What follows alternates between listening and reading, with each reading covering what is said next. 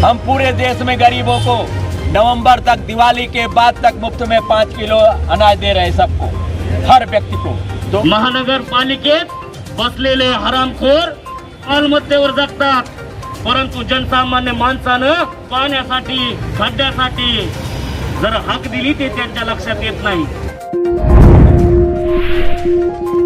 Please subscribe and share SWA News।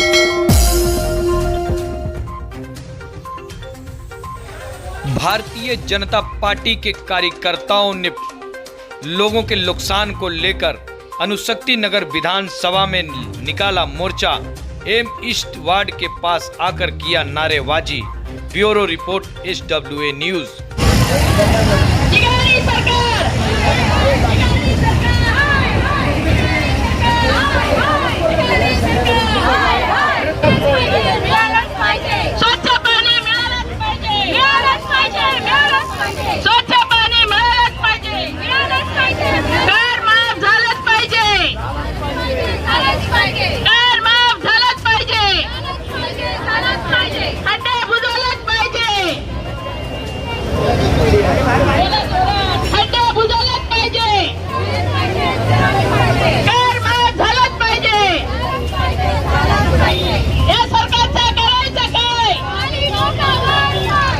या ठिकाणी गरीब दुबळा जनसामान्य माणूस रस्त्यावर पेटवला जातो। महानगरपालिकेत बसलेले हरामखोर टेबलाच्या खालून येणाऱ्या मालमत्तेवर जगतात, परंतु जनसामान्य माणसानं पाण्यासाठी, खड्ड्यासाठी जर हक दिली ते त्यांच्या लक्षात येत नाही। आज आमच्या मानपूर शिवाजीनगर विधानसभेमध्ये रोड तर झाला, छत्रपतींचं नाव दिलं, परंतु त्या रोडवर रोज लुटमार होत आहे, याच्याकडे कुणाचं लक्ष नाही। रोज रोडवर ऍक्सिडेंट होत आहेत, त्याच्यावर कुणाचं लक्ष नाही। मग यांचं लक्ष आहे कुणाकडे? तर फक्त यांनी ठेवलेल्या दलालांकडे। आम्ही पाण्यासाठी लढत आहोत, आम्ही लोकांच्या घरासाठी लढत आहोत, आम्ही रस्त्यावर पडलेल्या खड्ड्यासाठी लढत आहोत। मग हे सरकार कशासाठी पाहिजे बांधवण? मग ही वसुली आता थांबली पाहिजे। म्हणून या ठिकाणी आमचे कार्यसम्राट खासदार मनोजी कोटक यांच्या नेतृत्वाखाली आम्ही या ठिकाणी बसलेलो आहोत। या ठिकाणी फक्त हा समाज किंवा दीनदलित दुबळे दिसत नाही, यांना फक्त दिसतात तर यांचा स्वार्थ। हे स्वार्थ आता किती दिवस बाजूनो येणाऱ्या महापालिकेमध्ये आपल्याला कमळ फुलवायचं आहे आणि इतरांना झुलवायचं आहे, ही गोष्ट लक्षात घ्यायची आहे। जर पारदर्शक सरकार पाहिजे तर आपल्याला नरेंद्र मोदी साहेबांना आठवलं पाहिजे। पारदर्शक सरकार पाहिजे तर आपल्याला देवेंद्रजी फडणवीस यांच्यासारखा कर्तबगार नेता पाहिजे। ही सरकार घरातल्या माणसांना घेऊन सरकार बनलेली ती सरकार नकोय, आपल्याला सरकार जनसामान्य सरकार पाहिजे। या ठिकाणी विभागामध्ये पाण्याचे प्रश्न आहेत, घरांचे प्रश्न आहेत, नाल्यांचे प्रश्न आहेत, अनेक प्रश्नांवर फक्त एकच पर्याय आहे, तो म्हणजे भारतीय जनता पार्टी। येणाऱ्या काळामध्ये हा मोर्चा वाढणार आहे आणि हा चौक देखील जाम होणार आहे या ठिकाणी, असं आश्वासन या ठिकाणी आमच्या भारतीय जनता पार्टीच्या वतीने या ठिकाणी देतो। विषय खूप आहेत, परंतु आजचा सर्वात महत्त्वाचा प्रश्न आहे तो पाण्याचा।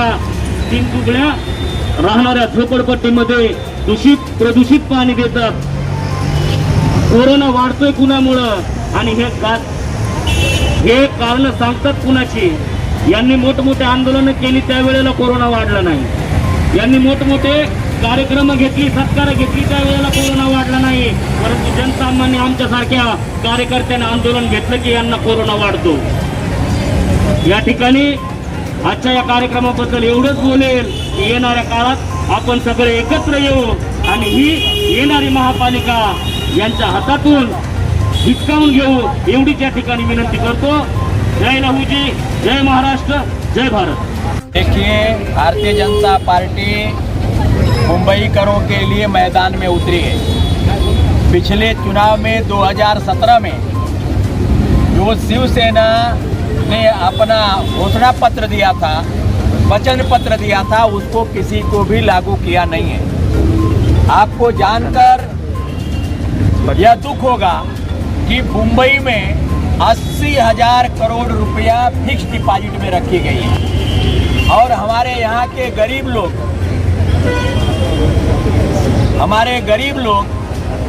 झोपड़पट्टियों में नर्क के जीवन व्यतीत कर रहे हैं। नर्क, कहीं पर पानी नहीं है, कहीं पर गटर बरोबर नहीं होने से पूरे घर के अंदर पानी जाता है और इस बारिश में बहुत से घरों में पानी गया, लोगों का बहुत सा नुकसान हुआ। उसका भी किसी प्रकार से इस सरकार ने उसका जांच नहीं की और उनको नुकसान भरपाई को देने का प्रयत्न भी नहीं किया। इसलिए ये सरकार जो है, बिगाड़ी सरकार, उसका विरोध करने के लिए हम हर वार्ड में, मुंबई के हर म्युनिसिपल वार्ड पे मोर्चा निकाला गया है। आपको मालूम होगा कि देवेंद्र जी के राज में मैं भी एक सोसाइटी का चेयरमैन हूँ। 19 और 20, 18 और 19, 2 साल 500 स्क्वायर फुट के जो घर थे उनका माल मत्ता कर माफ था, लेकिन इनको सत्ता में आने के बाद 20 और 21 दोनों का भी पैसा ले लिए, एक पैसा भी माल मत्ता कर में छोड़ा नहीं है। ये क्या सरकार 80,000 करोड़ रुपया ब्याज पे रखकर कमा रही है। आज मैं दौरा करने के लिए गया था कुछ कॉलोनियों में, पानी रोड पर बह गया, लोगों के घर में जा रहा है, लेकिन बाजू में गटर नहीं है, छोटा भी नाला नहीं है। तो इसके लिए जिम्मेदार कौन है? इसीलिए हम लोगों ने 10,000 सिग्नेचर किया हुआ फॉर्म आपके यहाँ पर जमा किया है और उनसे मांग की है कि अगर ये हमारी मांग पूरी नहीं हुई तो यह तो अभी झांकी है, इससे बहुत बड़ा धमाका हम करेंगे। और जो रोड के खड्डे हैं वो खड्डों के बारे में उन्होंने बोला कि गणपति आने के पहले हम सब गड्ढों को बराबर कर देंगे।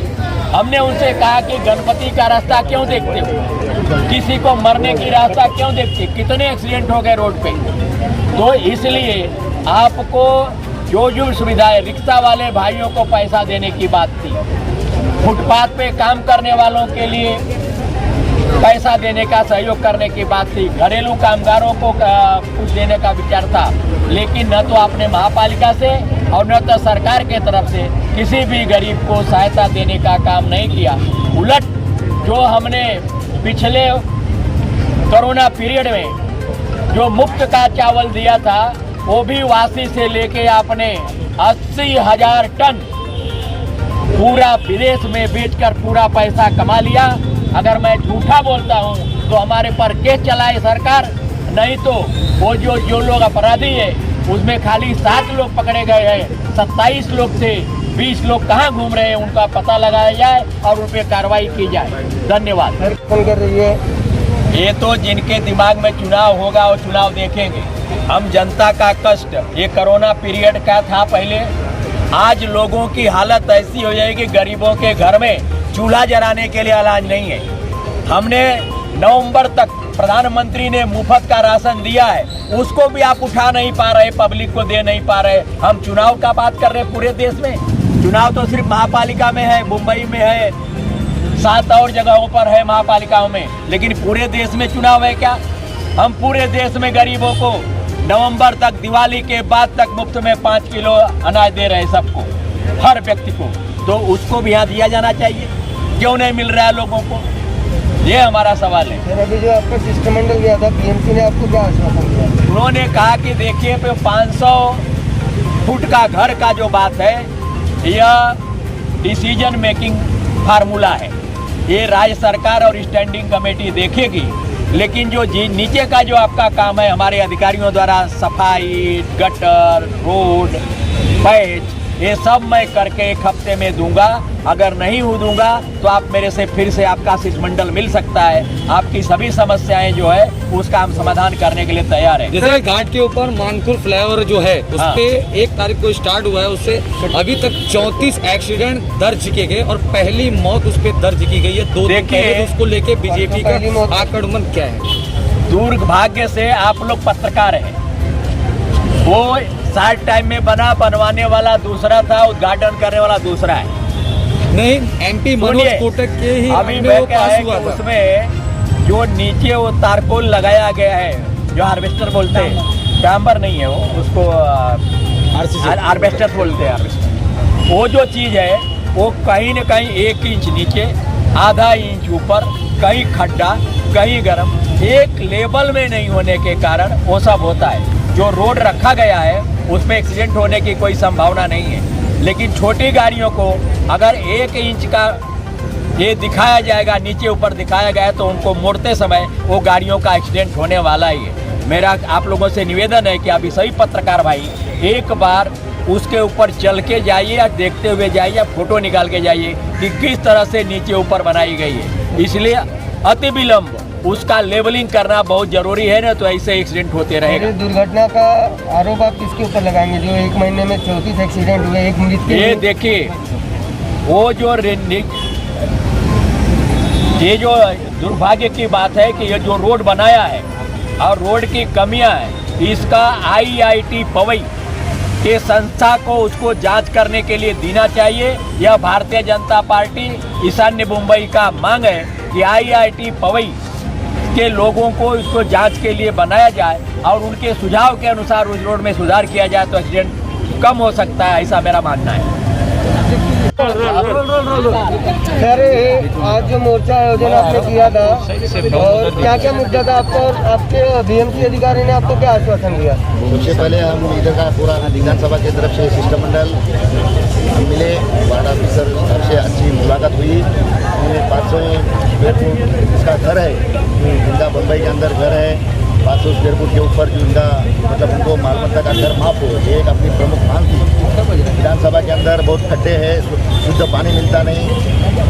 कोरोना के चलते जो BMC के अंदर शाखा के अंदर जो BMC द्वारा शाखा द्वारा जो भ्रष्टाचार हो रहा है, कोरोना का लसीकरण आदरणीय देश के प्रधानमंत्री नरेंद्र भाई मोदी के द्वारा आ रहा है, पूरे बम्बईकरों को भी मालूम है, पूरा देश जानता है। इसके बावजूद भी उसमें राजनीति करके लसीकरण का फॉर्म शाखा में भरा जाता है। इसका भी हमने जिक्र वार्ड ऑफिसर के साथ किया और उन्होंने यहाँ पे शुद्ध पानी, कचरा, खड्डा मुक्त इस विषय पर बहुत अच्छी चर्चा हुई और आगे उन्होंने 8 दिन के अंदर हम पूरे ध्यान से ये उसके ऊपर अच्छा मसला निकालेंगे, ऐसा उन्होंने आश्वासित किया है। ठीक है।